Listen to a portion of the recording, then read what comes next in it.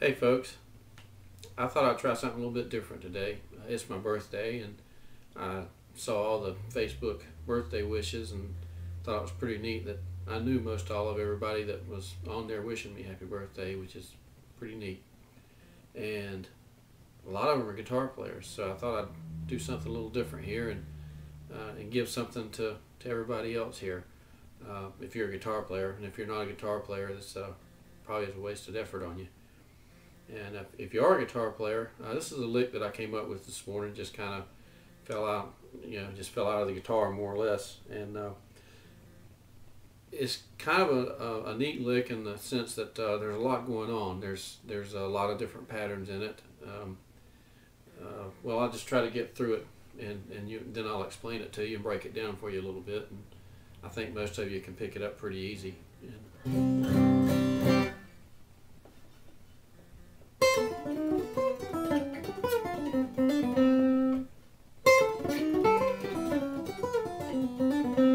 One more time.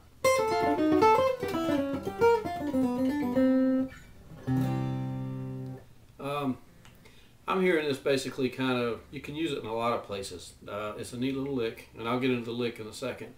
But to put it in context for you, I hear it if you're playing something in C that has a 4 and then a 1 and a 5 in it, like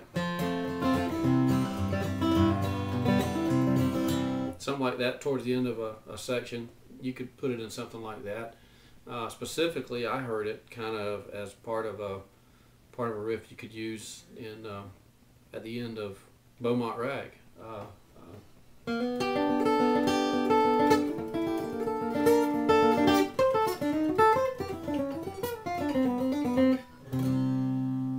To put it in context for you, it's kind of comes from some swing ideas, a little bit here and there. And some of the things that's going on in it is it's neat to work on it because you got some descending runs, you've got some ascending runs, you got some open notes, you got closed notes, there's hammer-ons, there's pull-offs, there's slides. I mean, just to be such a a short little piece of music, just for a tag. You could use it for a tag too, actually, for a tune. There's a lot going on in it, so it's kind of tricky actually, because I won't say it's true cross picking, can't talk, but maybe an alternate type cross picking, not in the true sense of down, down, up, but you're alternating a lot of strings back and forth on it.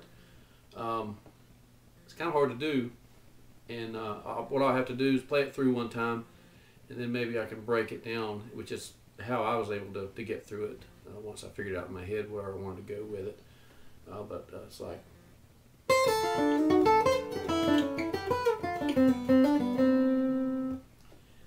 To break that down into sections, just simply 2, 3, 4 notes at a time is the easiest way to do it. Of course, you'd be in the F position at that point.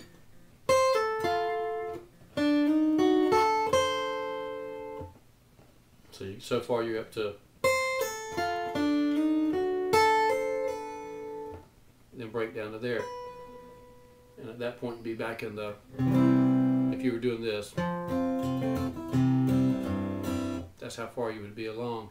Of course, like with Beaumont Rag, your rhythm pattern behind this would be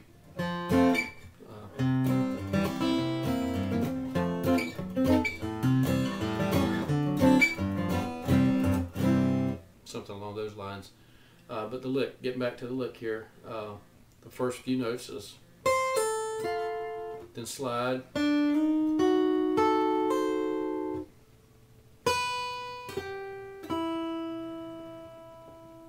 you got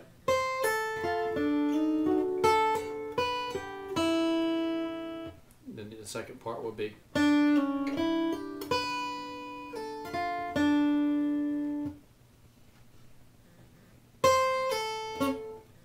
try it again.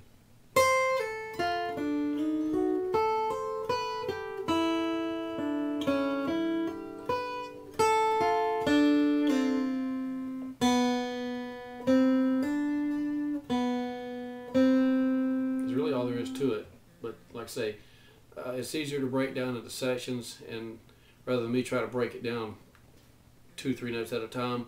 On video, you can stop it where you need to and start it back. But for me, to get fluid on it, and it's kind of a neat lick that once you do get the hang of it, it does kind of flow. It's just you really kind of have to study what you do with it. It's not a real easy lick, actually, at least not for me.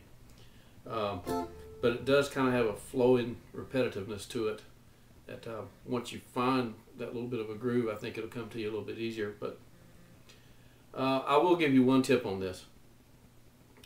In the hammer-ons, you have to be careful. You're playing loud enough, and when you're playing in a band setting or in a jam session, you'll probably be playing louder than you are when you're just sitting here trying to learn this. But as you're learning this, what you're going to find is you're probably not going to play it as hard as you normally would. So the hammer-ons are going to tend to get this thing. You hear that? I'll call it a ghost note, and that's just from pressing the string down on the fret. And you'll get 2 notes at times. You'll get the one you're actually trying to go for or pull off to, but you'll also get that ghost note behind it. That's going to probably disappear mostly whenever you're actually playing this lick in context with another player, or even with a rhythm track or anything with any kind of volume to it. But as you're learning this, don't worry about your volume as much as just being able to get the hands synced together on this, and which notes work and don't. Let's see if I can get through it one more time without messing up.